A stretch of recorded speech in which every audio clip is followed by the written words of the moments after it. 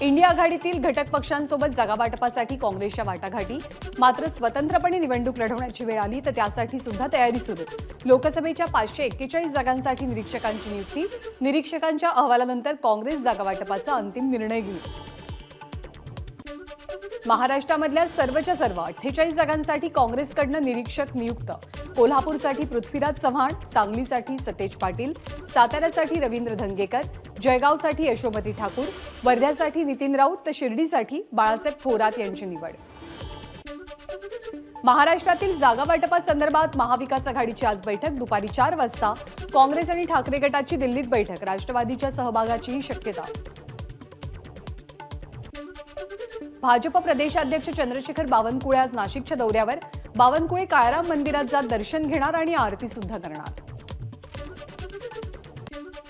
14 जानेवारीला भाजपचे मेळावे होणार, भाजपचे प्रदेशाध्यक्ष चंद्रशेखर बावनकुळेंची माहिती।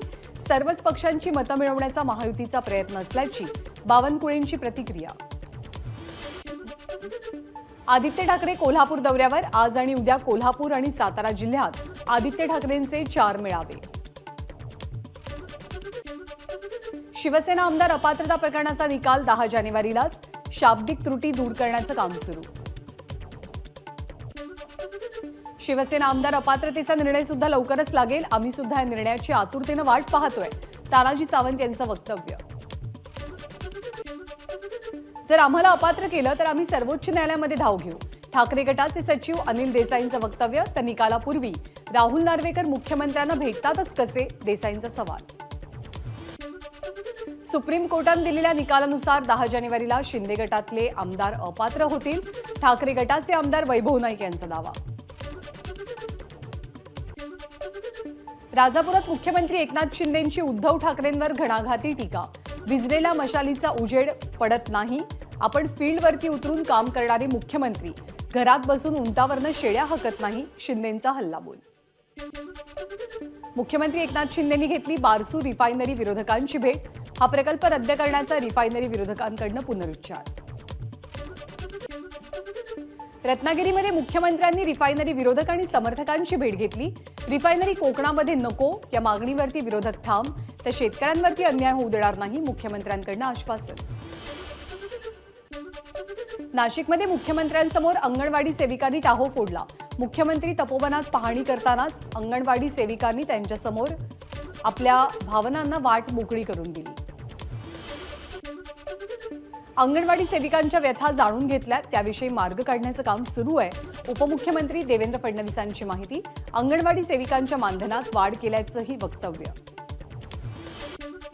धाराशिव आणि परभणीसह मराठवाड्यामध्ये मुख्यमंत्र्यांच्या सभा रद्द, मात्र हिंगोलीतली सभा होणार, मराठवाडा संपर्क प्रमुख आनंद जाधव यांची माहिती। तलाठी भरती संदर्भात या आठवड्यात मेरिट लिस्ट लागणार, भरती प्रक्रियेमध्ये कुठली अनियमितता नाही, तर वाढीव गुण हा मूल्यांकनाचाच एक भाग आहे, महसूल विभागातल्या वरिष्ठ अधिकाऱ्यांची माहिती। तलाठी भरतीमध्ये काही विद्यार्थ्यांना 200 पैकी 214 मार्क पडल्याचा प्रकार समोर, त्यामुळे परीक्षा किती पारदर्शक झाल्यात हे दिसून येतं, माजी खासदार राजू शेट्टींचा राज्य सरकारला टोला। तलाठी भरती परीक्षेतल्या गोंधळानंतर परीक्षा रद्द करण्याची विद्यार्थ्यांची मागणी, तर परीक्षा रद्द करणं हा काही पर्याय नाही, नागपूरच्या विद्यार्थ्यांचं मत। सामान्यीकरण प्रक्रियेदरम्यान गुणांमध्ये वाढ किंवा घट होऊ शकते, तलाठी भरतीच्या आरोपांप्रकरणी महसूल खात्याचं स्पष्टीकरण। तलाठी भरतीमध्ये आर्थिक गैरव्यवहाराचे आरोप करणाऱ्यांवरती गुन्हे दाखल करणार, मंत्री राधाकृष्ण विखे पाटलांची नाव न घेता रोहित पवारांवर टीका। उद्धव ठाकरेंनी दक्षिण मुंबईची जागा काँग्रेसला दिली, काही दिवसात ठाकरे गट काँग्रेसमध्ये विलीन होईल, नितेश राणेंची ठाकरे गटावर टीका, तर अरविंद सावंत आता खासदार राहणार नाहीत, राणेंचा टोला। महाविकास आघाडीचं जागावाटप निश्चित नाही, तर सर्व 48 जागा लढवणार, प्रकाश आंबेडकरांचा इशारा, आपल्याला मतदारसंघाची चिंता नाही, आपण कोणत्याही मतदारसंघातनं लढू शकतो, आंबेडकरांचं वक्तव्य। राम मंदिर सोहळ्याच्या आमंत्रणाची वाट पाहतोय, वंचितचे अध्यक्ष प्रकाश आंबेडकरांचं विधान, 22 तारखेला दिवाळी साजरी करण्याचं मोदींचं आवाहन, तर दिवाळी साजरी करण्यासाठी गरिबांना प्रत्येकी 1000 रुपये द्या, आंबेडकरांची मागणी। राम मंदिरासाठी शिवसैनिकांनी काय केलंय हे संपूर्ण देशाला माहिती आहे. ठाकरे गटाचे खासदार अरविंद सावंत यांची प्रतिक्रिया. तर शिवसैनिकांमुळेच राम मंदिराचा मार्ग मोकळा झाल्याचा सावंतांचा दावा. भाजपच्या उमेदवाराविरोधात अधिकाधिक उमेदवार उभे करणार. काँग्रेसचे नेते पृथ्वीराज चव्हाणांचं वक्तव्य. राम मंदिराच्या मुद्द्यावरतीच निवडणूक होईल पण त्याचा फायदा होणार नाही. चव्हाणांचा भाजपला टोला. हिम्मत असेल तर आपल्यावरती कारवाई करा. जितेंद्र आव्हाडांचं अजित पवारांना आव्हान. अजित पवारांना जातीयवाद येत असेल तर तात्काळ आपल्यावरती कारवाई करावी, आव्हाडांचा इशारा. भाजप आमदार नितेश राणेंनी घेतली शरद मोहोळ यांच्या पत्नीची सांत्वनपर भेट. मोहोळ कुटुंबीय नेहमीच हिंदूंच्या पाठीशी उभं राहिल्याचं केलं वक्तव्य. महात्मा फुले आणि सावित्रीबाई फुले यांच्या पुण्यातील स्मारकाच्या विकास आराखड्याचा उपमुख्यमंत्री अजित पवारांकडून आढावा. हे स्मारक त्यांचं व्यक्तिमत्व आणि कार्याला न्याय देणारं असेल, अजित पवारांचं विधान. आपण 4 वेळेला निवडून येऊन आपल्याला मंत्रीपद मिळालं नाही, पण संजय बनसोडे पहिल्याच वेळेला निवडून आले, आमदार झाले आणि मंत्री सुद्धा झाले. आमदार विक्रम काळेंचं वक्तव्य.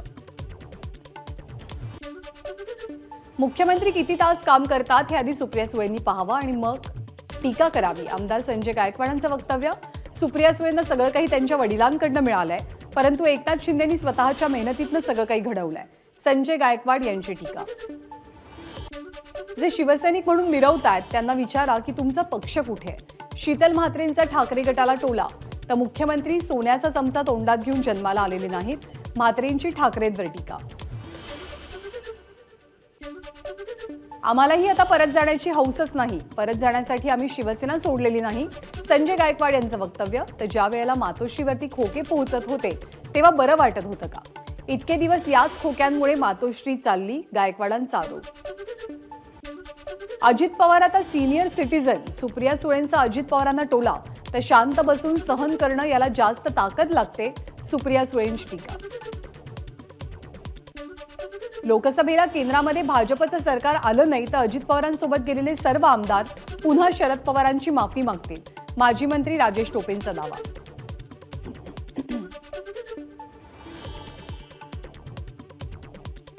परमिट रूम आणि बिअर बारच्या बाहेर आरोग्य तरुणाईचं वैभव महाराष्ट्राचं असे बोर्ड लावा.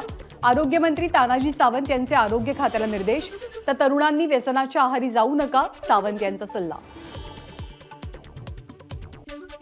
महायुतीमध्ये यवतमाळ वाशिम लोकसभा मतदारसंघाची जागा कुणाला सुटणार हा तिढा कायम. कितीही मागणी आणि चर्चा झाली तरी आपल्यालाच मतदारसंघाची उमेदवारी मिळेल, खासदार भावना गवळींना विश्वास. मनोज जरांगे सध्या बीड जिल्ह्याच्या दौऱ्यावर. गेवराईमधल्या बंगाली पिंपळा गावात जरांगेंचं जल्लोषात स्वागत. मराठा समाजाकडून करण्यात आलेल्या गावबंदीवरती अशोक चव्हाणांची टीका. भाजपचे लोक जात असताना गावबंदी नसते, केवळ काँग्रेसच्या नेत्यांनाच गावबंदी का, अशोक चव्हाण यांचा प्रश्न. परभणीमध्ये 13 जानेवारीला अजित पवारांचा युवा संकल्प मेळावा संपन्न होणार. मंत्री संजय बनसोडेंची माहिती. तर मनोज जरांगेंनी जरा संयमानच घ्यावं, बनसोडेंचा सल्ला. 12 जानेवारीला युवा महोत्सवासाठी पंतप्रधान नरेंद्र मोदी उपस्थित राहतील. देशभरातील 8,000 विद्यार्थी नाशिकमध्ये येणार. या कार्यक्रमाची जोरदार तयारी सुरू असल्याची मुख्यमंत्र्यांची माहिती. जिल्हा मध्यवर्ती बँक घोटाळा प्रकरणी काँग्रेस नेते आणि आमदार सुनील केदार यांच्या जामीन अर्जावरती आज नागपूर खंडपीठात सुनावणीची शक्यता. केदार यांना दिलासा मिळणार का याकडे लक्ष. खारघर दुर्घटनेचा चौकशी अहवाल अद्याप गुलदस्त्यात. दुर्घटनेला 10 महिने झाल्यानंतर सुद्धा राज्य सरकारकडनं कोणतंच भाष्य नाही. खारघरमधल्या कार्यक्रमात उष्माघात आणि चेंगराचेंगरीमुळे 14 जणांचा मृत्यू झालेला. तुळजाभवानी देवीला कोल्हापूरच्या भक्ताकडनं सोन्याचा हार अर्पण. हार अर्पण करणाऱ्या अनुराधा पत्की यांचा तुळजाभवानी मंदिर समितीच्या वतीनं विशेष सत्कार. राज्यामध्ये अवकाळी पावसाचा इशारा. हवामान खात्याच्या इशाऱ्यानंतर अनेक जिल्ह्यात पावसाची हजेरी. पिकांना फटका बसण्याच्या शक्यतेनं शेतकरी चिंतेत. सिंधुदुर्ग जिल्ह्यामधल्या दोडामार्ग तालुक्यात अवकाळी पाऊस. अवकाळी पावसामुळे आंबा आणि काजूचं पीक धोक्यात. पुढचे 2 दिवस अवकाळीची शक्यता. रत्नागिरी जिल्ह्यातल्या काही तालुक्यात पावसाच्या सरी. चिपळूण संगमेश्वर भागात पाऊस. पावसामुळे काही गावातला विद्युत पुरवठाही खंडित. आंबा आणि काजू पिकाला फटका बसण्याचा अंदाज. पालघर जिल्ह्यातल्या काही भागातही अवकाळी पावसाची हजेरी. कुडूस, सफाळे आणि मनोर भागात पावसाची हजेरी. अचानक आलेल्या पावसामुळे आंबा उत्पादक चिंतेत. राज्यात नव्या 61 कोरोनाबाधितांची नोंद, तर 70 रुग्ण कोरोनामुक्त. राज्यातली ऍक्टिव्ह रुग्णसंख्या 882. मुंबईच्या हवेच्या गुणवत्तेत सुधारणा. सोमवारी मुंबईचा हवा निर्देशांक 98च्या वर. अनेक भागातील हवा गुणवत्ता निर्देशांक जवळपास 50% सुधारलाय. मुंबई अहमदाबाद बुलेट ट्रेनच्या कामाला अधिक वेग येणार. बुलेट ट्रेनसाठी महाराष्ट्र, गुजरातसह दादरा नगर हवेली या केंद्रशासित प्रदेशातील 100% भूसंपादन पूर्ण. महायुतीचे सरकार आल्यापासून सर्वाधिक आत्महत्या मराठवाड्यात. अशोक चव्हाणांचा आरोप. तर ₹1 पीक विमा, पण शेतकऱ्याला विमा मिळत नाहीये, चव्हाणांची टीका. मुंबई महिला पोलीस कर्मचाऱ्यांवरती वरिष्ठांकडून अत्याचार केल्याचं पत्र व्हायरल. चौकशी करत हे पत्र खोटं असल्याचं मुंबई पोलिसांकडून जाहीर. पत्र व्हायरल करणाऱ्याचा शोधही सुरू. कांदिवली, बोरिवली आणि दहिसर भागात उद्या कमी दाबानं पाणी पुरवठा. तसंच पुढचे 2 दिवस गढूळ पाणी येण्याची शक्यता. संभाजीनगर शहरातल्या दुकानदारांनी आपल्या दुकानांवरच्या पाट्या मराठीतनं लावाव्यात, अन्यथा दुकानं सील करू. महापालिकेचे आयुक्त जी. श्रीकांत यांची दुकानदारांना तंबी. कोस्टल रोड 10 फेब्रुवारीनंतर मुंबईकरांच्या सेवेत दाखल होईल. मुंबई पालिका आयुक्त इक्बाल सिंग चहल यांचा दावा. तर कोस्टल रोडवरती कोणताही टोल नसेल, चहल यांची माहिती. ईशान्य मुंबई लोकसभा मतदारसंघात पदाधिकाऱ्यांची बैठक संपल्यावर शरद पवार गटाच्या पदाधिकाऱ्यांमध्ये वाद. जितेंद्र आव्हाड आणि मुंबई अध्यक्ष राखी जाधव यांच्यासमोरच 2 गट आमने-सामने. विरार रेल्वे स्थानकासमोर 2 रिक्षा चालकांमध्ये तुंबळ हाणामारी. बेशिस्त रिक्षा चालकांवरती कारवाई करण्याची नागरिकांची मागणी. करबुडव्यांच्या नावांचे चौकाचौकात फ्लेक्स लावणार. अहमदनगर पालिकेचा इशारा. महिनाभराचा अवधी देऊनही 9.5 कोटी रुपयांची वसुली झाल्यानं अहमदनगर महापालिकेचा निर्णय. कोल्हापूर सांगली पूर व्यवस्थापन प्रकल्पाला जागतिक बँक आणि अर्थ मंत्रालयाची मंजुरी. 3,300 कोटी रुपयांच्या प्रकल्पासाठी 2,300 कोटी रुपये जागतिक बँक देणार. पश्चिम महाराष्ट्र आणि मराठवाड्याला मोठा दिलासा. महाराष्ट्रातील 39% किशोरवयीन मुलांना मधुमेहाचा धोका. ग्रामीण भागातील मुलींचं प्रमाण अधिक. विश्व स्वास्थ्यम या आंतरराष्ट्रीय परिषदेत तज्ज्ञांचं मत. मुंबईमध्ये मंत्रालयाला घेराव घालण्यासाठी निघालेल्या प्रकल्पग्रस्त शेतकऱ्यांना पोलिसांनी ताब्यात घेतलं. त्यानंतर शेकडो शेतकऱ्यांचं अमरावतीच्या जिल्हाधिकारी कार्यालयामध्ये आंदोलन. ट्रक चालकांच्या कोणत्याही संपाची घोषणा नाही. कोणत्याही अफवांना बळी पडू नका. ऑल इंडिया मोटर ट्रान्सपोर्ट काँग्रेसचं आवाहन. नंदुरबारमधल्या पेट्रोल पंपांवरती वाहनांच्या रांगा. पेट्रोल पंप बंद होण्याची अफवा पसरल्यावरती वाहन चालकांची पंपांवर तुफान गर्दी. मुख्यमंत्री एकनाथ शिंदेंची वेळ मिळत नसल्यामुळे म्हाडा कोकण मंडळाची सोडत रखडली. सप्टेंबर महिन्यात निघालेल्या जाहिरातीची अद्याप सोडत नाही. 24,000 अर्जदार सोडतीच्या प्रतीक्षेत. नंदुरबारच्या सारंगखेडा घोडे बाजारात यावर्षी गेल्या वर्षीच्या तुलनेत 10 वर्षातली विक्रमी उलाढाल. यंदा 1,000 घोड्यांच्या विक्रीतनं 4 कोटींचे व्यवहार. मुंबई महानगरपालिका शाळांमध्ये श्रीरामाच्या नावानं निबंध आणि चित्रकला स्पर्धा आयोजित करण्याच्या शिक्षण विभागाच्या सूचना. अल्पसंख्याकांचा मात्र विरोध. भाजपचं नवं पणती अभियान. संकल्प 1 लाख दिव्यांचा. 22 जानेवारीला दिवाळी साजरी करण्याचा अंतर्गत या उपक्रमाच्या अंतर्गत 1 लाख कुटुंबियांना भाजपकडनं दिव्यांचं वाटप केलं जाईल. राम मंदिर लोकार्पण सोहळ्यासाठी नाशिकहून पूजेचं साहित्य जाणार. कापसे फाउंडेशनच्या गोशाळेतनं 251 किलो शुद्ध तूप. शेणापासून बनवलेले 5,000 दिवे.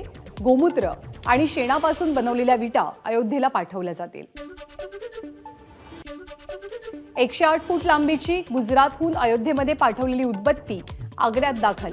यावेळी राम नामाच्या जयघोषासह फुलांची उधळण करत या अगरबत्तीचं राम भक्तांकडनं स्वागत. अयोध्येमधल्या राम मंदिराचा नवा व्हिडिओ समोर. 22 जानेवारीला राम मंदिराचं लोकार्पण होणार. सोहळ्याची तयारी सुरू. मुख्यमंत्री योगी आदित्यनाथ आज अयोध्या दौऱ्यावरती. रामललांच्या प्राणप्रतिष्ठापना महोत्सव तयारीचा आढावा घेण्यासाठी मुख्यमंत्री अयोध्या दौरा करणार. उत्तर प्रदेशात भाजपचा मोदी भाईजान कार्यक्रम 15 जानेवारीला पार पडेल. धन्यवाद मोदी भाईजान हा कार्यक्रम लखनौपासून सुरू होणार आहे. प्रदेशाध्यक्ष भूपेंद्र चौधरी, उपमुख्यमंत्री ब्रिजेश पाठक या कार्यक्रमात सहभागी होतील. पंतप्रधान मोदी गुजरात दौऱ्यावर जागतिक नेत्यांसोबत द्विपक्षीय बैठका घेणार. जागतिक कंपन्यांच्या सीईओंची सुद्धा बैठक होईल. तर व्हायब्रंट गुजरात ग्लोबल ट्रेंड शोचं उद्घाटन पंतप्रधान मोदींच्या हस्ते करण्यात येईल. अभिनेता रणदीप हुडाला 22 जानेवारीला होणाऱ्या राम मंदिराच्या प्राणप्रतिष्ठापना सोहळ्याचं निमंत्रण. 2023 मध्ये 2,38,00,000 वाहनांची विक्री. 2022च्या तुलनेमध्ये 2023 मध्ये वाहन विक्रीमध्ये 11% वाढ. दुचाकींचं प्रमाण सर्वाधिक. मोहम्मद शमीसह 26 खेळाडूंना मिळणार अर्जुन पुरस्कार. राष्ट्रपती द्रौपदी मुर्मूंच्या हस्ते पुरस्काराचं वितरण केलं जाईल.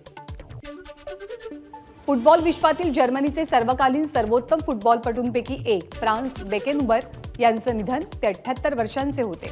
फिफाच्या पुरस्कार समितीतही बेकेनबौर यांनी काही काळ काम केलेलं होतं.